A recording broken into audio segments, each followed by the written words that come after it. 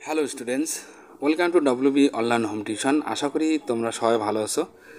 আজকে আমি তোমাদের সাথে শেয়ার করব পশ্চিমবঙ্গ মধ্যশিক্ষা পর্ষদের একাদশ শ্রেণীর ইতিহাস বিষয়ের কিছু গুরুত্বপূর্ণ কোশ্চেন অ্যান্সার আজকে আলোচনা করব। তো নিউ সিলেবাস অনুযায়ী 2024-এর ক্লাস 11-এর তো চ্যাপ্টার 1 লার্নিং হিস্ট্রি বা ইতিহাসের পার্ট যে অধ্যায়টি আছে, তো আজকে পার্ট 1 আজকে আমরা আলোচনা করব।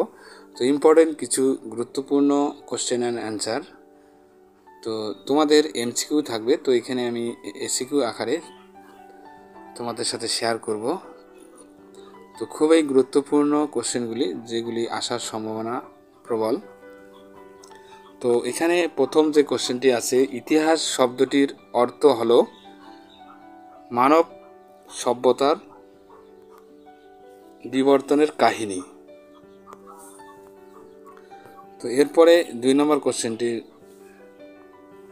প্রথম ইতিহাসের সংজ্ঞা নিরূপণের চেষ্টা করেছিলেন গ্রিকরা। তারপরে 3 নম্বর, হিস্ট্রি ইংরেজিতে ইংরেজি হিস্ট্রি শব্দটি এসেছে ল্যাটিন শব্দের কোথা থেকে? হিস্টোর থেকে। ওকে, 4 দাগে দেখো, হিস্টোর শব্দের অর্থ কি? হিস্টোর শব্দের অর্থ হলো জ্ঞান। তো বন্ধুরা, এরপরে আমরা আলোচনা করব 5 দাগের হিস্টোরিয়া শব্দের অর্থ কি? তো এখানে সত্যকে বের করার জন্য অনুসন্ধান করা হিস্টোরিয়া শব্দের অর্থ। তো এরপরে দেখো 6 দাগের, ইতিহাসের জনক কাকে বলা হয়? হেরোডোটাসকে ইতিহাসের জনক বলা হয়। তো এরপরে দেখো 7 দাগের, হেরোডোটাসকে ইতিহাসের জনক কে বলেছেন? সিসেরো। তো এরপরে দেখো 8 দাগের কোশ্চেন্স, তো আধুনিক ইতিহাসের তত্ত্বের জনক কাকে বলা হয়?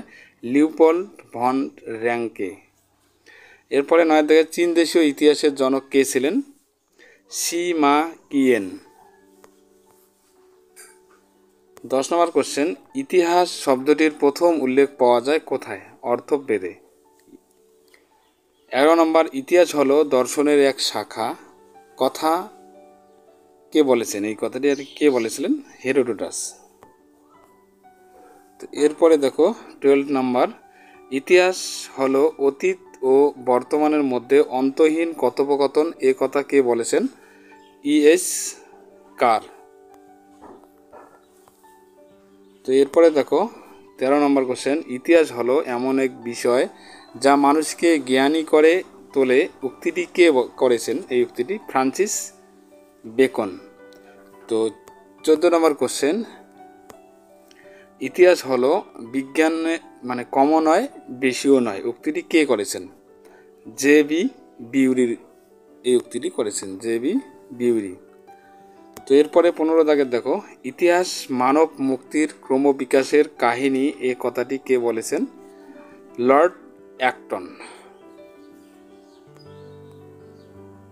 তো এরপরে দেখো 16 নম্বর কোশ্চেন, মানব সমাজের সার্বিক ঘটনাবলী হলো ইতিহাস মানে মানব সমাজের সার্বিক ঘটনাবলী হলো ইতিহাস, এ কথা কে বলেছেন? Arnold Toynbee.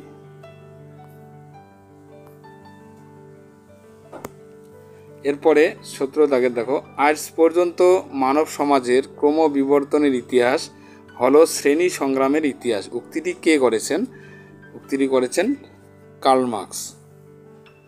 তো এরপরে 18 দাগের কোশ্চেন, বিবর্তনবাদের জনক কাকে বলা হয়? এটা আমরা জানি সবাই, ডারউইনকে বিবর্তনবাদের জনক বলা হয়। তো 19 নম্বর, মানব ইতিহাসে কোন যুগ সবচেয়ে দীর্ঘ সময় ধরে চলেছিল? মানব ইতিহাসে কোন যুগ সবচেয়ে দীর্ঘ সময় ধরে চলেছে? তো উত্তর হবে এখানে প্রাচীন যুগ দীর্ঘ সময় ধরে চলেছিল। তো এরপরে 20 দাগের, প্রাক ইতিহাস শব্দটির অর্থ কী? যে সময় লিখিত বিবরণী ইতিহাস রচনার প্রধান উৎস ছিল না। ওকে, এরপরে 21 নম্বর, মানুষের ইতিহাস যতদিন নথিভুক্ত বা লিখিত হয়নি তাকে কি বলা হয়? প্রাক ঐতিহাসিক যুগ বলা হয়। তো এরপরে দেখো 22 নম্বর, কোন যুগকে সভ্যতার উষাকাল বলে? তো প্রাক ঐতিহাসিক যুগকে সভ্যতার উষাকাল বলা হয়।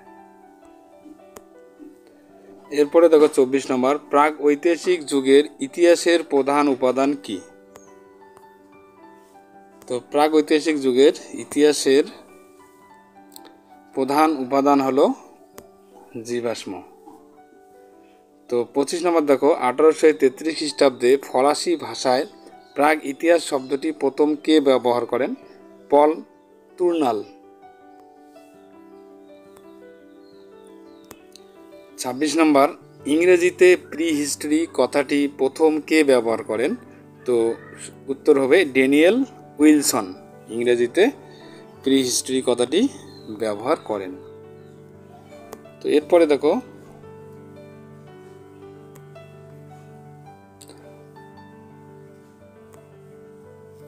তো এটা 27 নম্বর কোশ্চেন হবে, father of Indian pre history নামে কে পরিচিত আর কি। 27 নম্বর মানে 27 নম্বর কোশ্চেন হবে, father of Indian pre history নামে কে পরিচিত? তো এখানে উত্তরটি হবে রবার্ট ব্রুস ফুট। তো এরপরে 28 নম্বর কোশ্চেন, প্রাক ঐতিহাসিক যুগে মানুষ কিসের ব্যবহার জানতো না? এখানে লিপির ব্যবহার জানতো না, সেটা প্রাক ঐতিহাসিক যুগে মানুষ লিপির ব্যবহার জানতো না। তো এরপরে দেখো 29 নম্বর কোশ্চেন, পৃথিবীতে হোমোসেপিয়েন্স বা প্রথম আধুনিক মানবের উদ্ভব ঘটে কোন যুগে? তো উত্তর হবে প্রাক ঐতিহাসিক যুগে।